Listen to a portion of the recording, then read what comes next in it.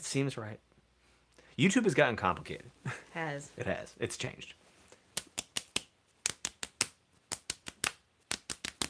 I'm just going to keep rocking.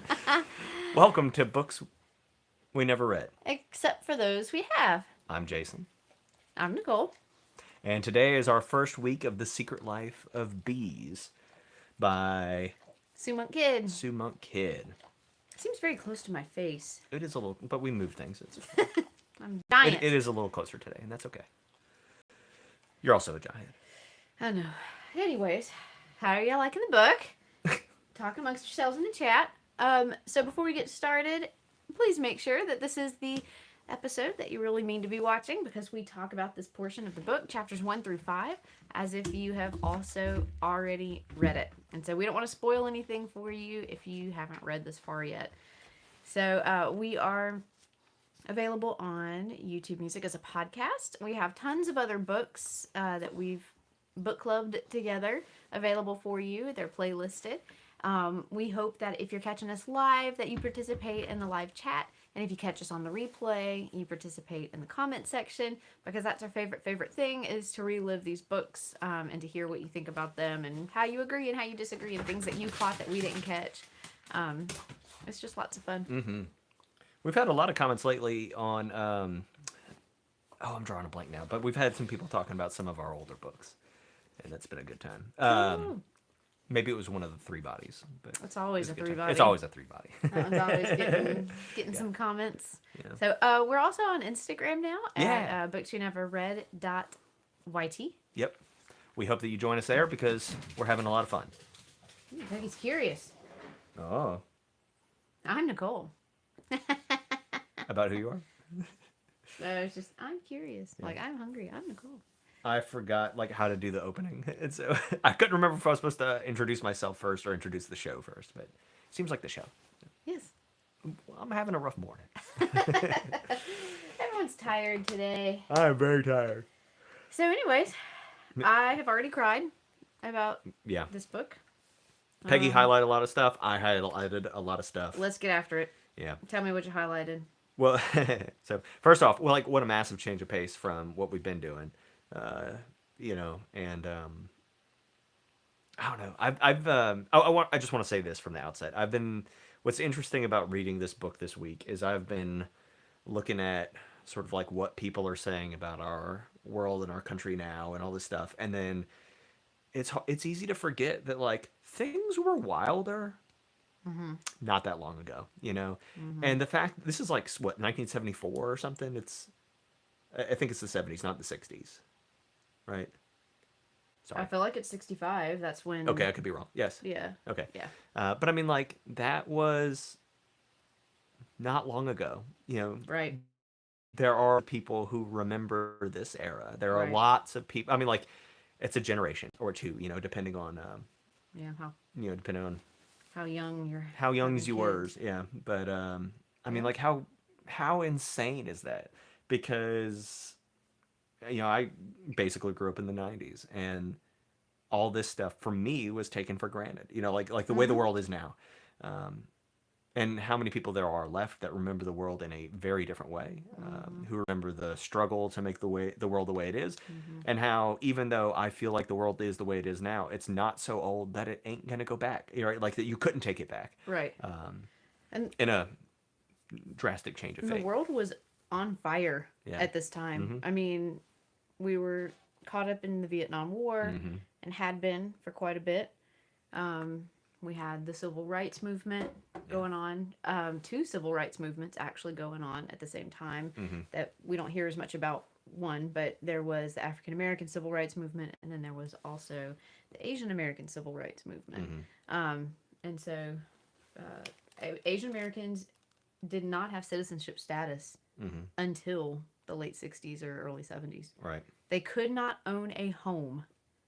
Right? So, I mean, there was a lot going on. And so far, this is a great book to kind of help pique some curiosity if you don't know a lot about American history at this time. There's lots of references to lots of things that you could easily Google and learn about, like President Johnson signing in the Civil Rights Act.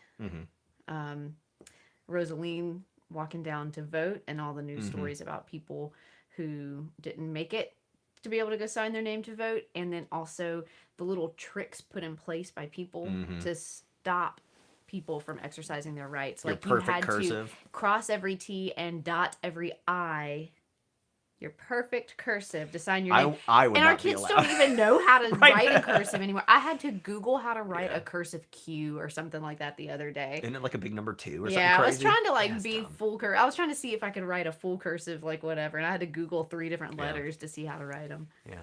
I mean, it's just stupid. Yeah. It's stupid. I was thinking about this too, like in context of like today's politics and things, because people talk about the Constitution, people talk about the Declaration of Independence, and how like at the founding of this country, we wrote the Declaration of Independence to say we hold these truths to be self-evident that all men are created equal, except like it apparently wasn't quite that evident for like another 200 years, or Yeah. like how insane is that? And things take time to make change and for that change to stick. So like I'm Mm-hmm. glad we're here. But I was thinking about that part a lot too. There was something else I was gonna say related to that, I think. But it's gone now.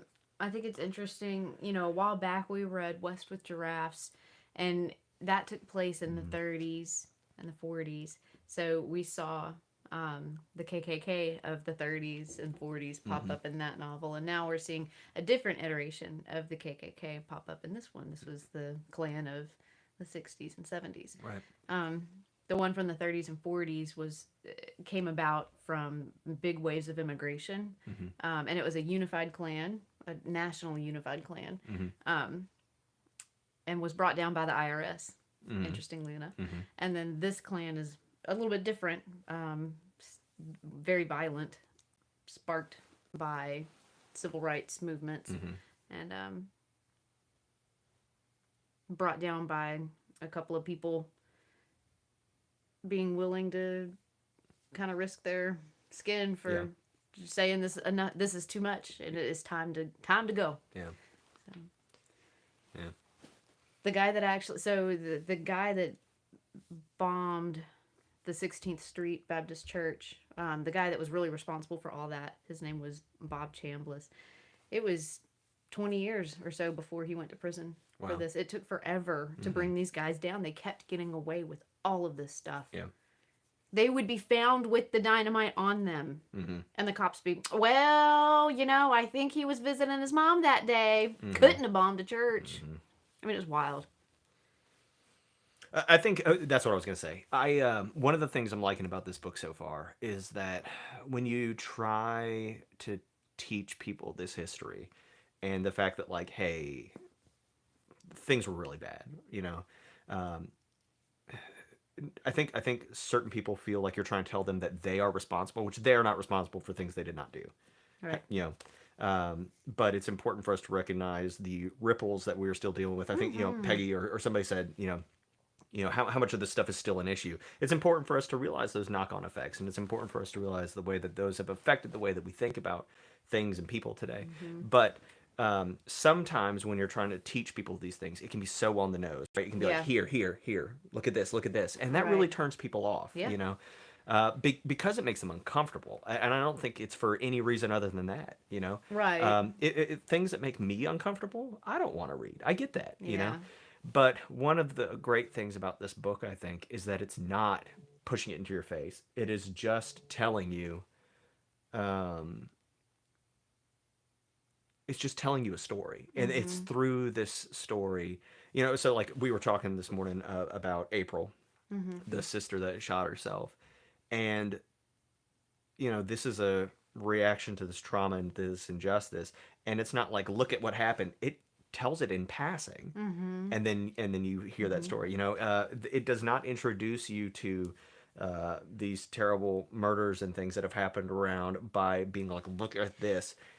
It has a wall with pieces of paper in it, and it Yes. quietly introduces you to things that were, truly horrible. But that's such a wonderful way, I think, of introducing people to these ideas. And it's not saying like, look, these people are humans, look, these people are you.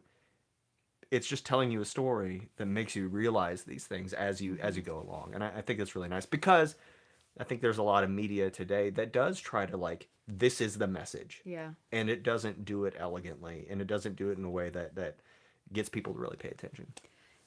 That is a really, really good point. And the Wailing Wall concept, Mm-hmm. Mm-hmm. let's see. I know that the Birmingham girls are in there. Have we seen any other slips of paper yet? With I know the other one was like faded and she couldn't read it. There are, I think, we know that there's lots of slips of paper, Yeah. but I think that's the only one that she read. If Student Kid brings this back and lets us see different slips of paper, that gives readers an opportunity because Sumunk Kid is not telling the story about the Birmingham church girls. You know, you have to look that up if you want to know about it. And so it's very much like we know that these are things that have upset May, that have crashed her world, and she has put them into this wall. Well, if we read a slip of paper and we just see the name on it, it gives the reader a chance to access it as they are ready, willing, able. It's really genius. Yeah. And because it really is a lot. It's a lot. It's a lot. Yeah. Yeah. That's a lot. So. Let's catch up on the chat real quick. People are saying things. All right. How terrifying that some of the same things are still issues, though. Yeah. Very true. Police are being complicit. And, oh, how horrible was that whole scene of Rosaline going to jail? Yeah, that was bad. And the guys meeting her there, hitting her with the... And the cop just, you know, she fell down the stairs. Yeah. You know what's crazy is like in reading something like that, I think it would make all people today uncomfortable. If you read that and you are not uncomfortable, something's wrong with you. Like, sorry, but, strong opinion here.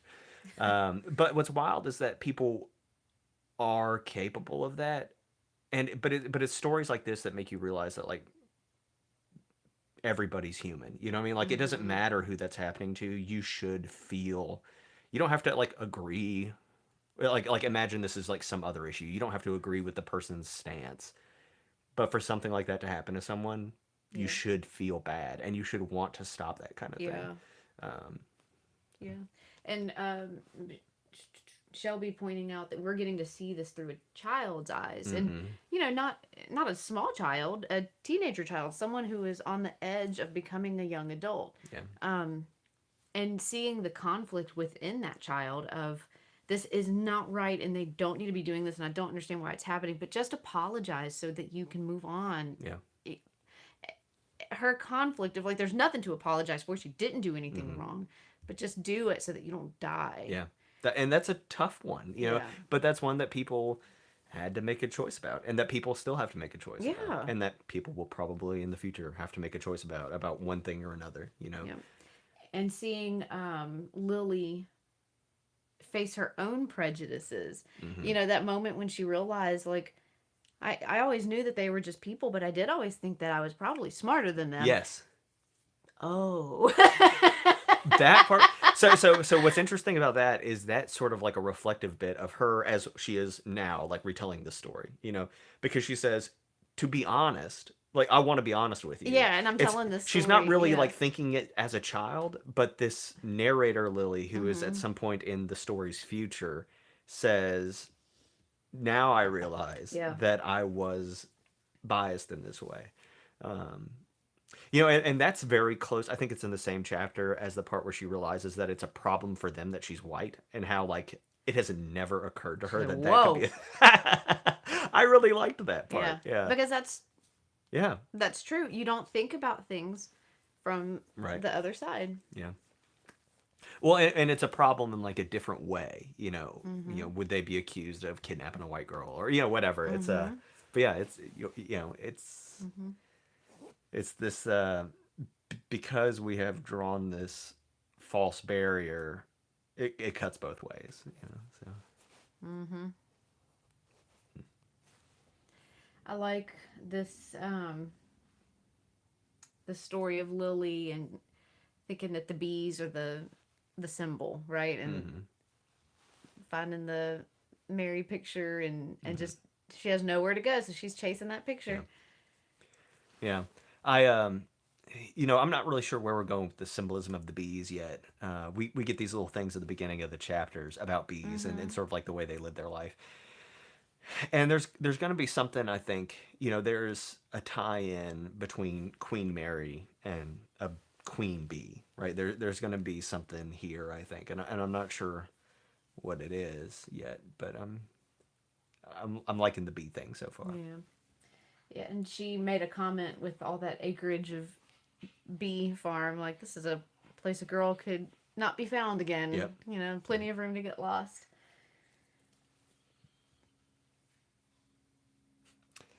I'm starting to just like look through my notes. And in the first chapter, she says once in a while she had fantasies about living in a foreign country like New York. Yeah. That was a really good line. I enjoyed it. That was funny.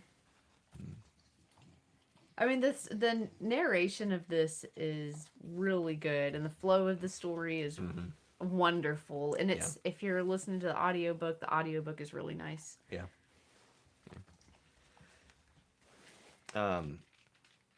She is very grown up, I think, for being a child.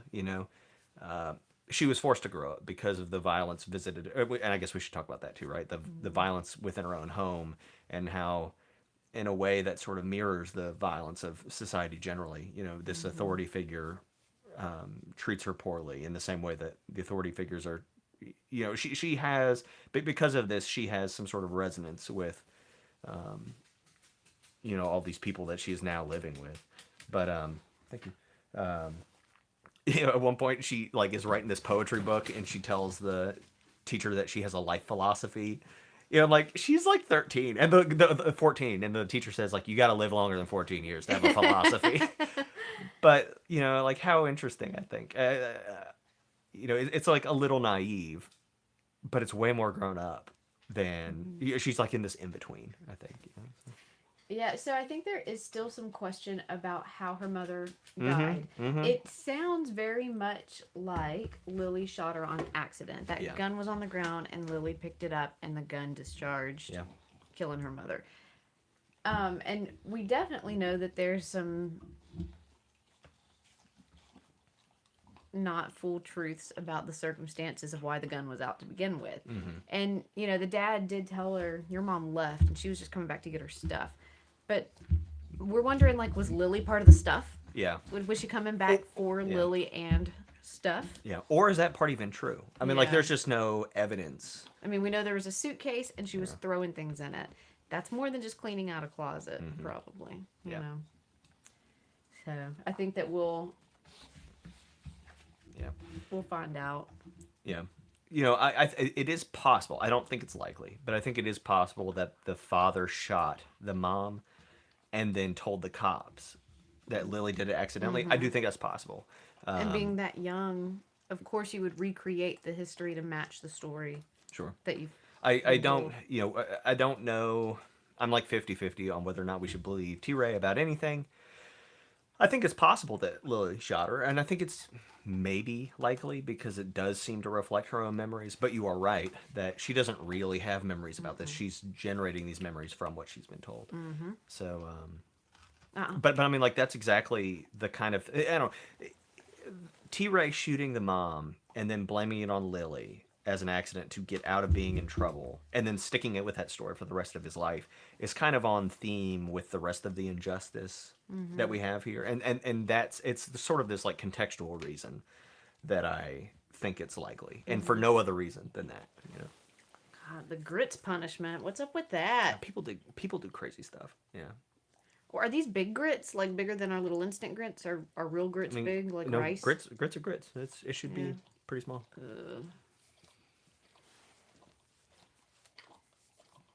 Hey, you're making a lot of noise. Yeah. Let's cut that out. Stop. That sounds gross. That part of her inner thoughts before she ran away when Lily said it was not possible to have two parents who didn't love her. That broke Peggy's heart. She and Jackal should meet. Gold star for bringing up.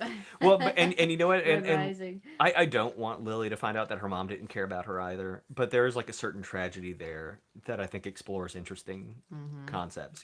And Rosaline is trying to caution her against you know, if you're trying to uncover the truth, you have to be prepared Stop. for it to be a truth that you, Yeah. the one that you didn't want, you know, Yeah. that it is possible that she was leaving and didn't want her. And, Yeah. and that it was all too much. Yeah. And that sucks. Well, but I mean, there's these like parallels between no one wanting her and no one wanting, these women or African American folks in general, and this time, and how, and it just kind of makes her story resonate a little more. And I'm not saying that's where we're going, but this sort of like abandonment and abuse,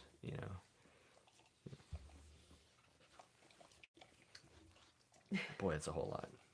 Yeah. You gotta go. Got a new got a new dirty word out of this book. Did you? Shit bucket.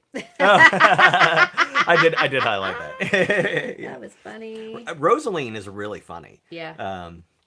Because she just she's like dipping all the time and like spitting in her big like spit jar. You have got to stop.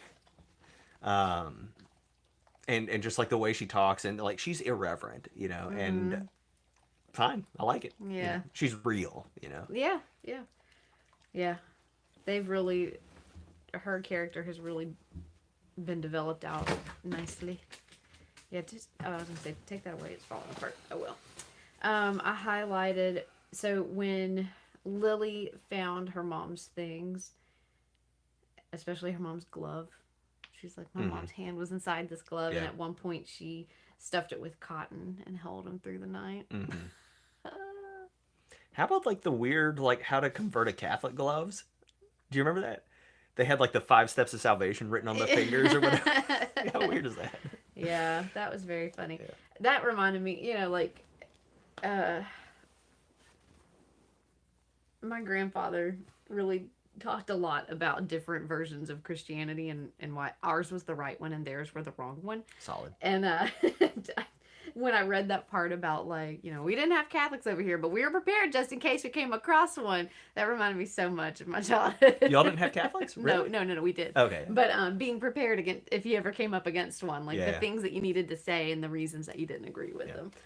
Well, and where I grew up, and we didn't grow up all that far apart, but like we had Catholics everywhere, Right. But we weren't Catholic, and so, but like there was like some tension there. I don't know. I guess that still exists. Like, Yeah. How weird. Yeah. Take all the allies you can get. Yeah. We didn't have as many Catholics as in South Louisiana. Yeah.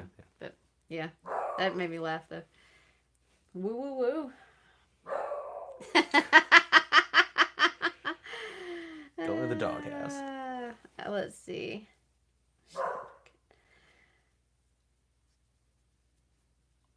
Peggy says she's had Jehovah's Witnesses over there in Italy. That's wild. Wow. That's wild. Wow.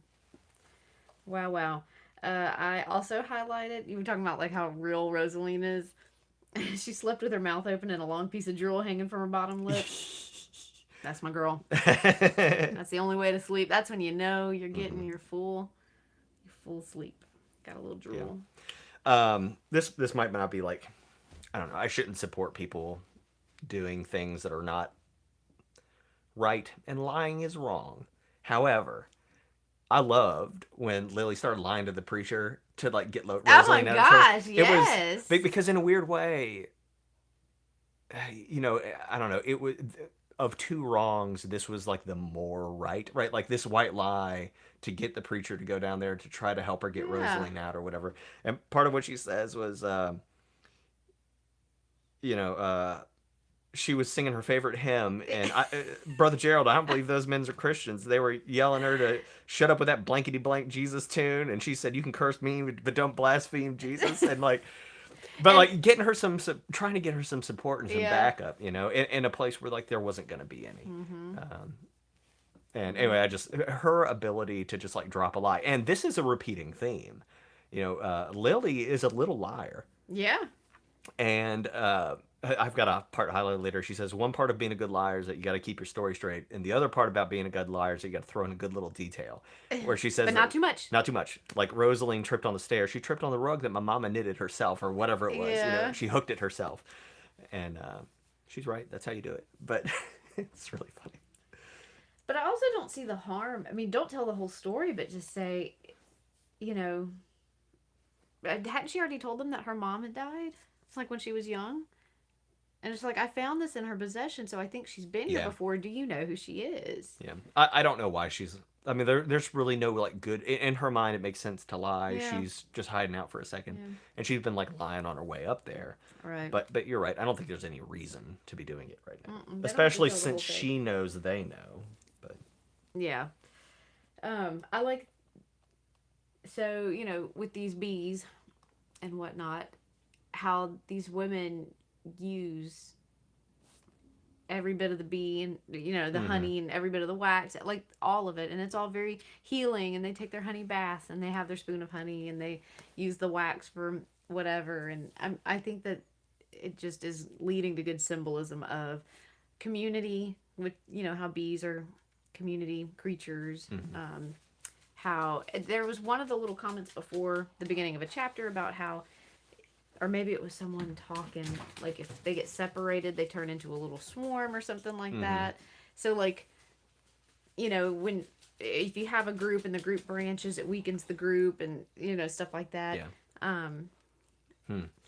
I just think that this is such a good symbol for community and healing and strength, and women centered strength, especially because it's the queen bee that really keeps the hive together. Right. Well, and yeah, you're right. Like the hive has to work together, and like that's sort of a critique of America at the time, where it was not working together, and we were eating ourselves and fighting amongst ourselves, and that weakens us. To go back to today.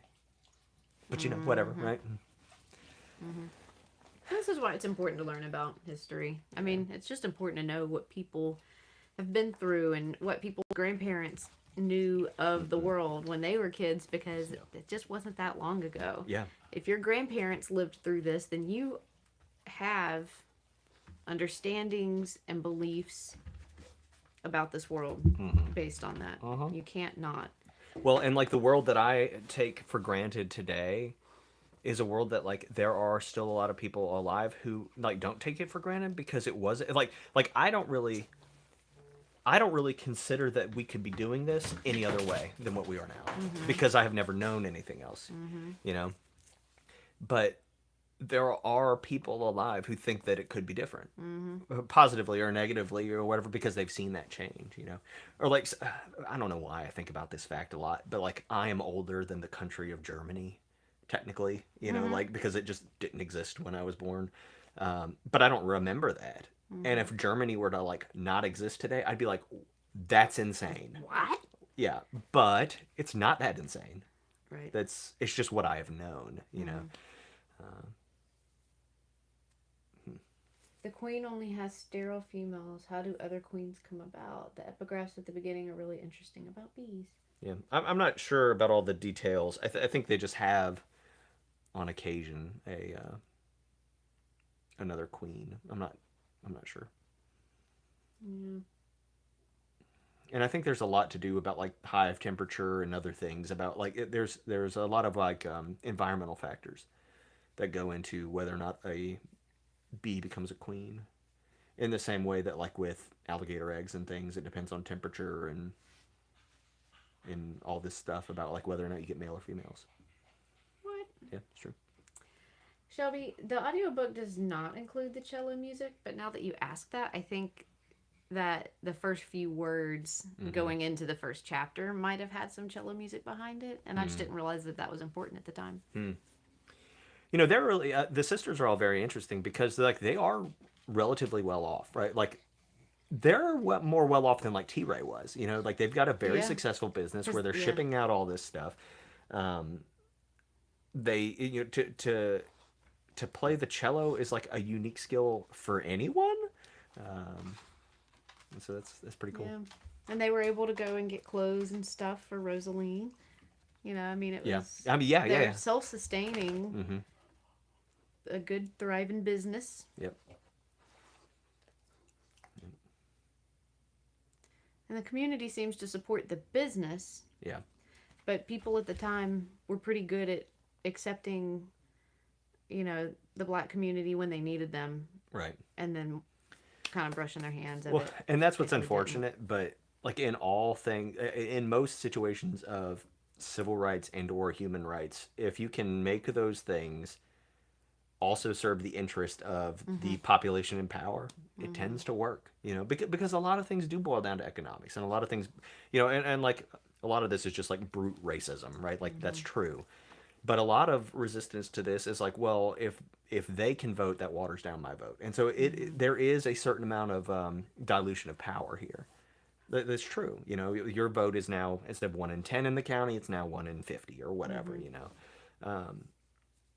And it makes sense to me for people to try to protect their power, but not to the point of Right. diminishing others. I don't think it's like a zero-sum game here, but Sorry.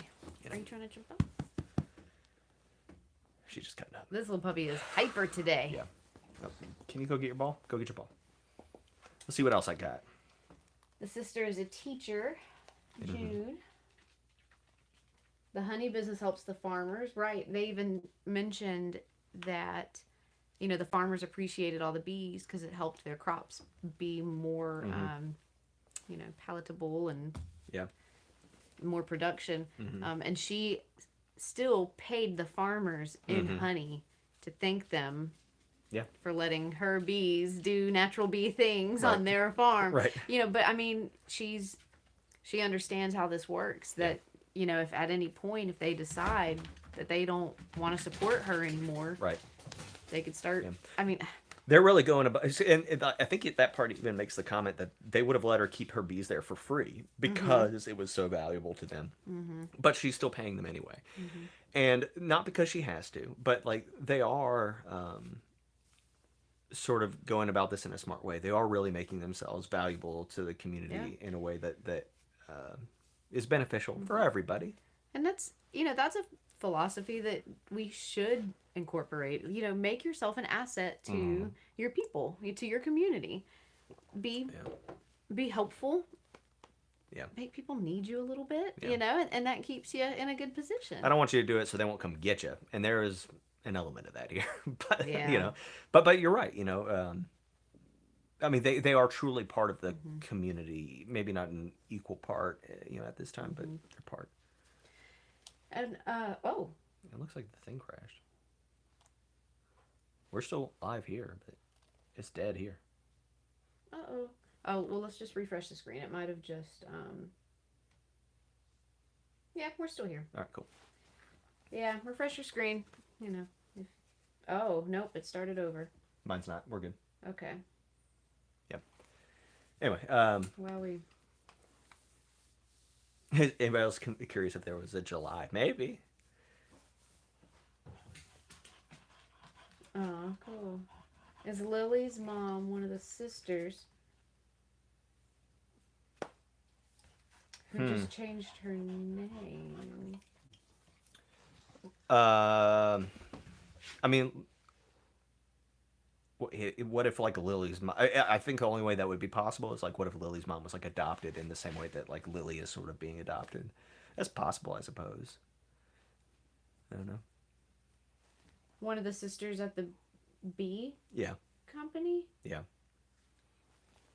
She'd have to be adopted, right? Like, it'd have to be like a Lily sort of situation because Lily's white.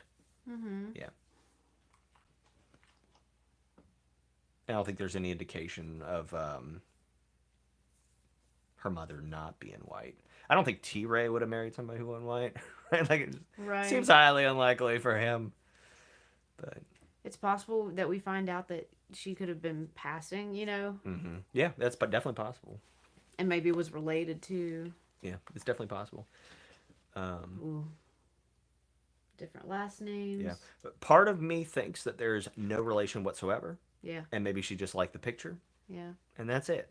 And I think there's, if that ends up happening, I think there's something sort of beautiful there, right? She went there looking for meaning. She went there looking for community and found it for no reason, just because of human goodness and not because of some past tie, right? Like Right. she's hoping that her mother is part of this tribe and that she's going to find her tribe, but there is no tribe. Right. But she gets one anyway. Yeah.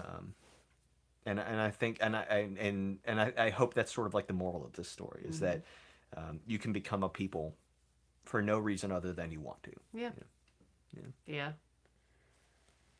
I mean, and that is the best lesson learned, Mm-hmm. right? Mm-hmm. It doesn't matter where you're from or anything like that. Yeah. You choose to love each other and you Yeah. choose to protect each other, Yeah. and like we saw that in Heaven and Earth grocery store. Yeah. You know. Yeah. Now, Allison points out that Lily is said to have frizzy hair, and that's true, right? At one Mm-hmm. point, her hair becomes like smoother because of the honey and everything. So there might be something there. Yeah. Definitely might. You know, what if we haven't met this? I think it's Zach is the guy's name. Oh, the beekeep. The guy that works Yeah. for them, but maybe the connection is there somehow. What if she's related to that guy? Oh, what if that's her real dad? Or I don't know. I'm making a whole other story over here. Yeah. And that could be interesting, right? Like, because why aren't we meeting him, right? Like, what is the narrative purpose of having a character mentioned several times that we don't meet? And maybe it's Maybe he's off doing work for civil rights movement stuff, helping people get registered to vote. You know, I mean, that Maybe. might be a tie-in here. Yeah. Yeah. Yeah. May and June situation really broke my heart. Yeah. I was just soaking my feet yesterday, sobbing. No big deal. Yeah. Just wanting to throw the book across the room because I was so sad. I'm like, it's only chapter 5, and I'm already Yeah. falling apart. And I've said this many times on the show, and it's hard for me to deal with people who have trauma because I am soft, and I deal with people all the time who have done violence, and I find that easier for some reason than It's easier to be not angry, to try to fix this situation and be like, this was wrong and these are things you need to do, than to be like, I'm so sorry. Like if you were to give me T-Ray, Yeah. I could do that You can because that. in a way I see working with somebody like that as like protective of Yeah. the people who he hurts. Mm-hmm. But give me the person he hurts and try to like help them rebuild, and that crushes me. I can't do it.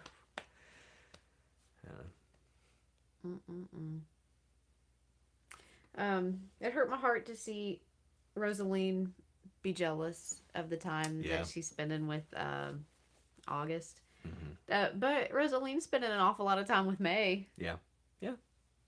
But it's important to make people feel valued, and not just like out of selfish reasons, but like people need that, you know, and that's okay. You got to spend your time with your folks. I mean, Rosaline has been her mom. Yeah, yeah, And yeah.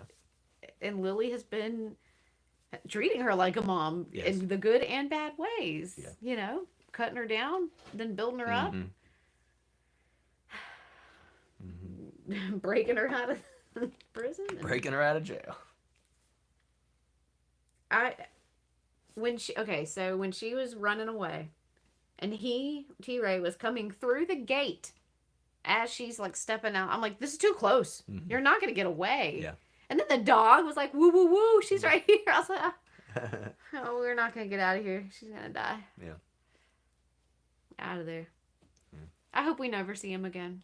I was just about to say that. I mean, I know it was too clean of a getaway. Yeah. But can we have that? Yeah. I would like that. Can we have a happy story?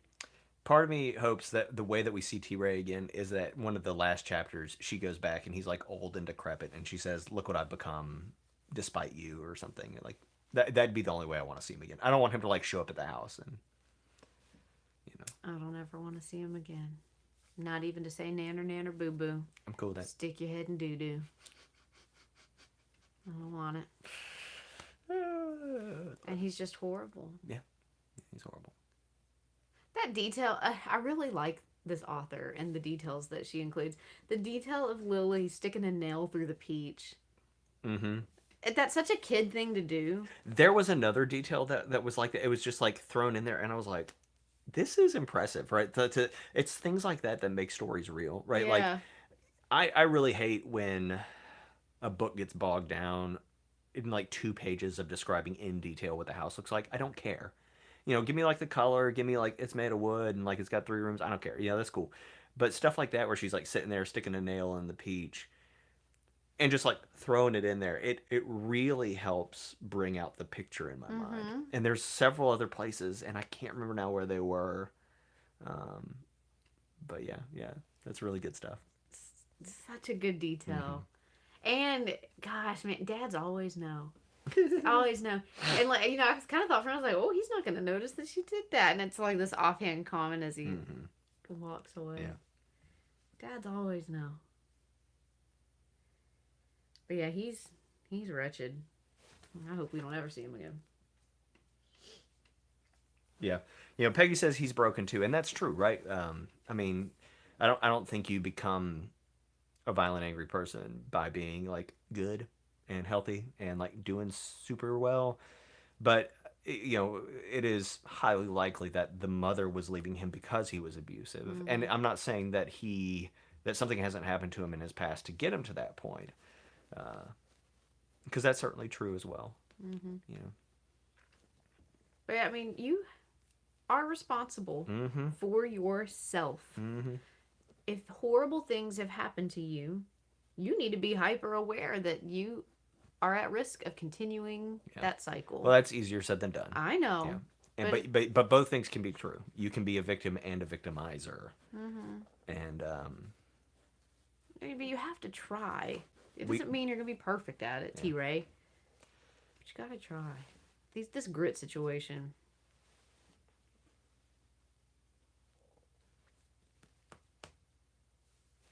Weird. That's all I got. That's about all I got. I'm enjoying it. It took me a while to get up and running. Same with every book. Because we were still... Because we're also reading... We have both started reading Morningstar. I haven't read in like 5 days, but we have both started. That's the third book in Red Rising. We haven't talked about it either. We'll get there. We'll get there. But this is good, and I'm excited to continue reading this. Yeah. So. We are also watching Archive 81 on Netflix and Schitt's Creek, so we have a lot going on over here. Highly recommend both of those. Highly recommend. Oh man! All right. Well, are we done? I think we're done. We appreciate everybody joining us this week. We hope you follow us on the Instagram because we're having a lot of fun over there. So people said they didn't want to necessarily read. Well, people did say that they would do it if the book brought it back up. If the hat brought it, yeah. But like it was time to move on. We don't want to subject you to a book that you don't really want. But I did mention the idea of like we're just taking our time reading through it, so who knows how long it'll take. But maybe we do a little bonus episode so that if anyone else has continued on, or if at some point you want to continue on, then you could watch the one episode about it, and then because there are 3 that's in a trilogy, I believe. And so this one this should like wrap up an arc on some level. Yeah. Anyway, come play with us on Instagram. Get your reading in for next week. This is like a relatively short book, and the reading took me a minute to get through, but it wasn't long. It took me a minute to get to. Took me no time to get through. True. Yeah. Once I started reading, I was through it. Yeah. So it's good. Just rich characters, beautiful descriptions, good details that just make it seem real in good and bad ways. So, all right. Well, we will see y'all next week. Happy reading. Bye.